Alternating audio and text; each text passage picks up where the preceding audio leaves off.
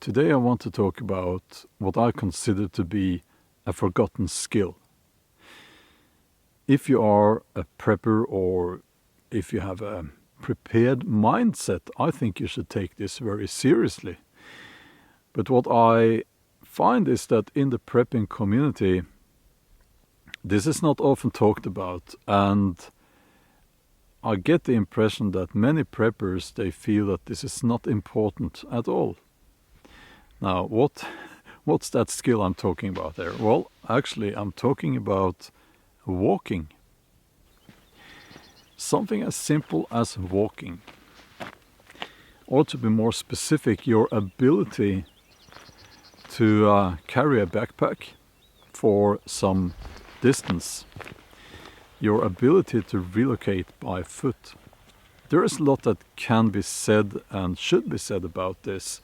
During the last few years in the prepping community, this idea of bugging out it's almost like people look down upon that, that you should never bug out. That's the attitude some people have. Now, don't get me wrong here. If you leave your home in an SHTF situation,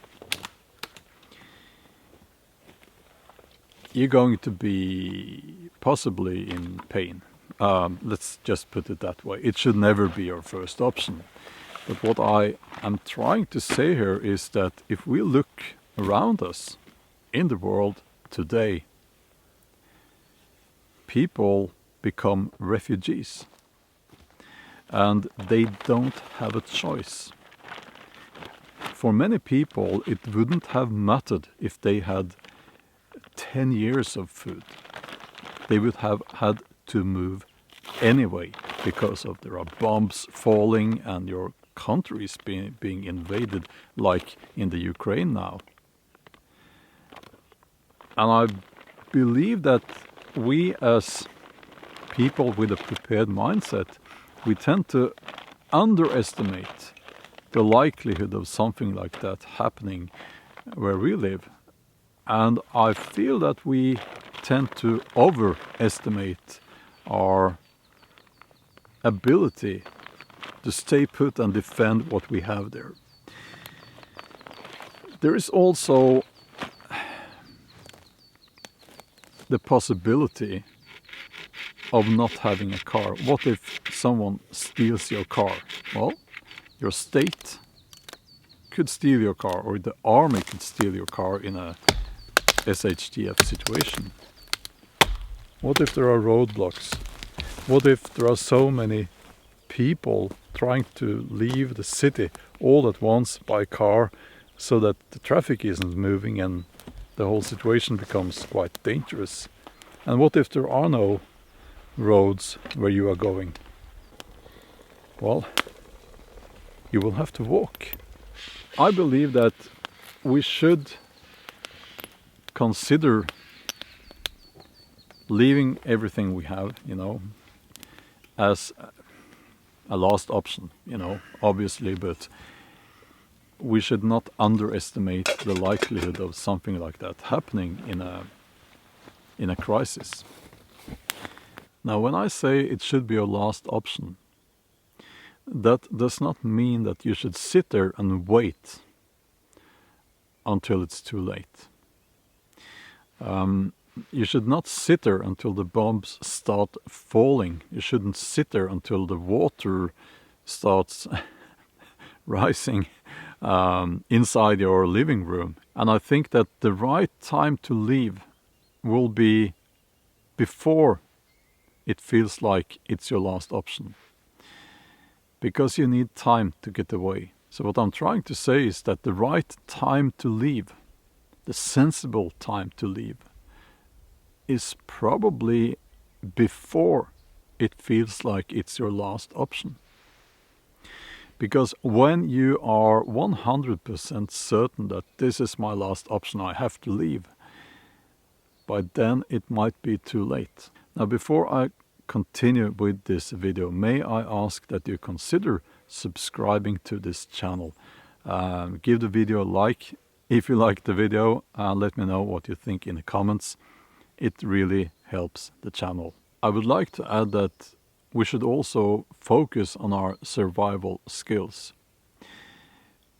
Making fire, making camp out in the wilderness or out in the area that you will probably be hiking through.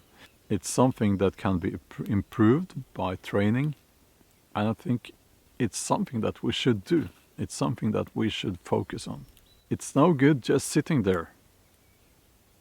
And there are lots of armchair preppers out there. What I'm saying here is a reflection of what we see going on in the world. There are lots of people, I guess, who will disagree. That's social media for you. But I'm pretty confident in my statements here, actually. So, yeah, but I don't know. Maybe you disagree, maybe you agree.